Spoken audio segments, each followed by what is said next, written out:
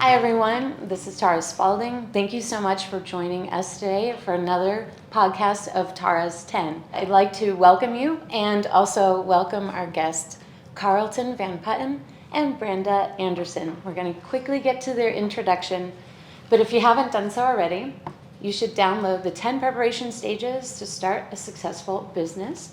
And today we're going to be talking about the very first two stages with our guests. So Brenda, thank you so much for being here. Tell me a little bit about your company, Jipe, and what also inspired you. I'm Brenda Anderson. I am the founder and CEO of Jipe. Jipe is a job search app that is designed to connect entry-level job seekers with local hiring businesses. And we do that by keeping it simple, keeping it visual, and creating a kind of a fun experience on our app for the job seeker. That's so awesome. Yeah. Now, what inspired you to start Jipe? I do have experience in talent marketing, and so I've been around recruiting teams, but as a creative, I was on the marketing side, so I come in to look at recruiting with maybe an outside view, and sure. I always thought, man, why are we doing hiring this way? It's hard, and we make it complicated and confusing, and I thought, why aren't we making this simpler? And so Jipe is my way of offering an easier solution for the job seeker to just make it not so dang hard and horrible to look for a job. You mentioned a couple of personality traits that we're going to talk about in a bit, but Carlton, thank you so much for being here. I'm super happy to be here. Thank you for having me. Of course, and I am a big fan of Payrent as well. Can you please tell everyone about Payrent? Yeah, so Payrent is a platform designed for renters and landlords, but our mission is more around focusing on the financial tools for renters and landlords to help foster a positive relationship between the two. We were started just before COVID hit, and then when COVID hit, obviously there's a lot of stress in that market. Oh, for sure. Right, and so we're looking to solve that stress. We're looking to relieve renters if they have trouble paying. We're looking to make sure landlords are paid predictably and on time, and that's how we've sort of built a different platform than what's out there in the market. So that's what we do. What inspired you to start and to build Payrent? Because that's very complex. We were just always looking for a place where we could do something that's disruptive, something that is always being done but has really been a pain in the neck to do. It's sort of like what Brenda did, right? It's like, oh, this is a pain in the neck. Well, guess what? Like 70% of renters pay rent with a check still today. Wow, I had no idea. Can't even believe that, but it's true, and that's because landlords are kind of they haven't done that digital transformation. So, we're helping those independent landlords, your dentist down the street, you, me, the guys that own a few units, to just transform their business into something that's more consumable for their renter and give them a place to make payments more easily. And it feels like both of your personalities have came out while you're founding your company. Today we're going to be talking about like the first two stages in the Taras10 book on becoming a founder. And the first two stages are really about like knowing yourself and really coming up with what exactly are your strengths and weaknesses and how to evolve yourself as a leader.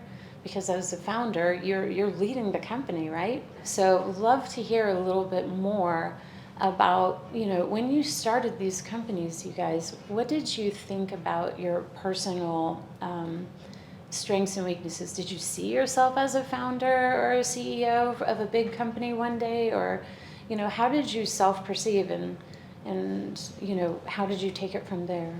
I can't say I did originally. Like it takes time to get there, especially where that's not the world that I came from. I had a great mid-management job in marketing, and that was very comfortable and cozy. And I reported to the director, who reported to the VP, who reported So a big you know, company. yeah, like big lots of- company, so to come in and say I'm the founder and CEO was hard. Really? It was hard because I was like, I'm the CEO. Yeah. And I had to grow into it, I think, a little bit. I remember the day I changed on LinkedIn from senior marketing manager to CEO, and it felt weird. It felt weird. But I got there and I learned that, yes, I am the CEO and this is what a CEO does. But I can't say that was a transformation that happened quickly and in the very beginning. I had to get there. Carlton, you've been in the space prior to this. When you took that leap, how did you visualize yourself? Well, I want to piggyback a little bit off of what Brenda says, because, you know, we all have, I think, that external trappings of confidence, right? Like, you're confident in your skills as what you do, and I'm confident in my skills as what I do. For me, and it sounds like for you too, there's this feeling like, am I worthy enough to take on this title, right? It's just really interesting that I think it's probably the most common place where people stop Really? from taking this leap. They might come up with lots of other excuses about, you know, why I didn't do this or why I didn't move into this type of a role. But really, at the end of the day, I think there's a lot of self-doubt, right? People are like, am I worthy of doing this? Am I enough Sure. to do this? Yeah, sure. Right? I've had a lot of senior executive roles. Like, I've had a couple of exits, and I've had a very successful kind of senior management career for 20 years. And yet still I was like, should I do this? Should I step into this role? Am I worthy? Can I be this? Any worthy endeavor will introduce you to yourself, right? And so if you want to know yourself, you have to step into something that's outside your comfort zone, because that's where you're going to discover who you are. So for me, that's my motivation. I could definitely stay in a job and make, you know, big bucks for another company. Sure. But that is not the purpose of the journey, right? The purpose of the journey is to know yourself. For me, it was about, like, I want to know myself more, so. I love it. Well, and I'd like how to many step into people that. come up to you guys and say, like, I always wanted to start my own company. I have this idea, but it's just not the right time, or I don't think I should. I always feel that sort of apprehension, and it's brilliant. And how what you both have just said is that it's going beyond experience. It's almost like a leap of faith to use It's your completely words. a leap of faith. Totally. It's completely, right? It's just like, Absolutely. you're never going to be ready and you're never going to be worthy until you step out and do it, and then you realize, oh, okay, I am worthy, I am enough, I am ready. When people, I think, put down excuses about it's not the right time or it's not the right idea or whatever it is that they have, it's really, I think, a mask for those questions that people have for each other. I don't know whether you feel differently about It that. could be. You said something in your book about, do you believe in your idea enough? I Yeah. can't remember the exact words, but I reflected on that, and that's what got me to there. It's like, I had this idea and I believed in it so much. I had to go build it. And but there was like this time period where I wanted to build it to when I actually started, and that some interesting things happened in that time frame to me. And Like what? I think it's really easy to entertain the idea of it being successful. Like, I'm going to build this thing and everyone's going to love it, Right, and it's going to be great, and I'm going to make lots of money. Yeah, Like, that's yeah. fun and comfortable to entertain. Sure. It's not so comfortable to entertain the idea that, well, what if it doesn't work out and it fails and people don't like it, or I can't do it? I had to ask myself those questions seriously and Got it. face them and be okay with it, because you don't know what's going to happen. You can't And control you it. can't control it, and Yeah. you jump into this unknown with an idea and a hope, but you don't know what's exactly going to happen in 6 months, 1 year, 3 years down the road. So I had to get comfortable with not winning. With Wow. That's and- a big deal. I think and that's when I did, I could proceed. yeah, that's a It big wasn't deal. for me. It wasn't until then. Fear of It's really failure, interesting. fear of, like, what if things don't work out the way we think, and what's it going to mean about me, and how's it going to work out for me, and will I die? Really, at the end of the day, will I die? Will I die? And no, you're you're not going to die. You're just going to fail. You're not going to die. Well, it's interesting when that happens, because then you can proceed with like a little more confidence, and it becomes more about the journey than about success. The outcome. Yeah. Yeah, the outcome. Yep. And that I think is really important. Yeah. Now, Brenda, when you were introducing yourself, you mentioned a couple of things that really showed who you were as a person with your qualities. You said that you were creative. Yes. And you're in the creative marketing side, and that you had a different viewpoint. So you were looking at things from like a usability standpoint, and you're like, there's got to be solutions. Right.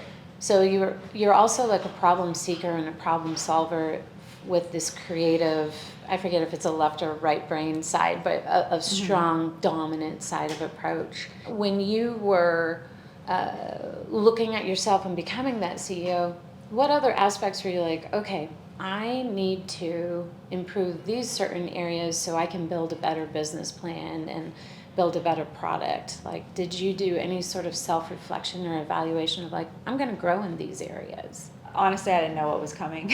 Really? I love it. I didn't know what was coming. It was the pursuit of the idea, and then I learned things as I went. I remember the first time a potential investor's like, well, send me your pro forma, and I'm like, I think I called you. I think that's right. That's right. I don't even know what it is. Yeah. And so I felt, I was naive in a lot of things. Like, you don't know what you don't know. I didn't know what I was going to end up learning, but man, I've learned so much, and it's awesome. Like, I learned things I didn't know were things. But I feel like you've also augmented your skills of asking for help. Yes, absolutely. Yeah. I am not afraid Yeah. to ask lots of questions. I think you. No, I love it. I will ask. There's no way to do this by yourself. Carlton, how about you and your self-identification and like just kind of like growing your skill sets and how you work to evolve to become a better leader? It's a good question. I feel like the growth is more personal than professional. Okay. Like, I feel like I gained a lot of professional skills over my career, and I know how to do stuff. I know how to create products, and I know how to do financials, and I know how to do those things. But what I really didn't know how to do was let go. Really? Right? I mean, as a manager, Sure. you're taught you got to control the outcome. Be responsible. You got to control everything. Yeah. Right? And if you go into a board meeting or you go into your CEO's office and you say, well, I have an intention to do this, but I don't really know how it's going to turn out, you don't have that job for very long, because they want predictability. They want you to deliver on results, and they want you to make things happen. But the truth is, you're going to have to go with the flow, right? You're going to have to, you want this product done in 3 months? Well, guess what? It's going to take 5. Okay, and then that 5 turns into 6. And then how are you going to figure out how you make the business work between those 2 periods? Because it is what it is, right? So, And that's letting go. now, no investor or I'd say business person likes the idea of unpredictability, but the startup environment is completely unpredictable. So what I had to learn to do was to be okay with not knowing, and to be okay with the unpredictability of this outcome, like you were talking about, instead of, yeah, everything's going to work exactly as I planned. Everything's going to come out the way I want, and everything's going to be great. It just, that's not the journey. It's just not a part of this. So for me, it was more about just letting go of having to control every single thing and accepting what is. And that is the biggest difference for me in doing a startup versus doing a job. I love it. Yeah. I really Awesome. love it. So it's not only believing in yourself, but letting go of the anxiety around controlling everything and just being really comfortable with the unknown is really what I'm hearing from you Being both. comfortable with the unknown. Yeah. I just feel like it's what is right in front of me, and that's the problem to be solved today, and that's where I focus. So when I started Jipe, I wasn't thinking about all these amazing things I'm going to learn down the road. I'm like, what do I need to learn right now? Step I one. need to learn how to do a pro forma. Okay, great. Now I know how to do that, which wasn't quite that fast or simple. It took a long time, but it Yeah. But it is that journey, and it's amazing what happens on that journey and how you evolve. And I just feel better for it. I'm like, man, I gotta keep this. This is Yes. like Yes. new me. Well, and that's my next kind of observation is that there's an evolution of what you're starting and an evolution of your personality and character as well that's happening concurrently. But let's talk about like the negative space. Did you guys have to set up boundaries of like, I can't let this consume every single ounce of me? Or did you just not set boundaries, but then learn when to back off? I know you both have families. There's a lot of like financial responsibilities that you're tied into. And, maybe it's like, okay, I'm only going to put in $100K into this project until I get something. And then I have to call it just because it's too strenuous on others who need me. Like, did you guys set up boundaries, or did they just develop over time during your course of creation? I think people from the outside will tell me that I probably need to set some boundaries.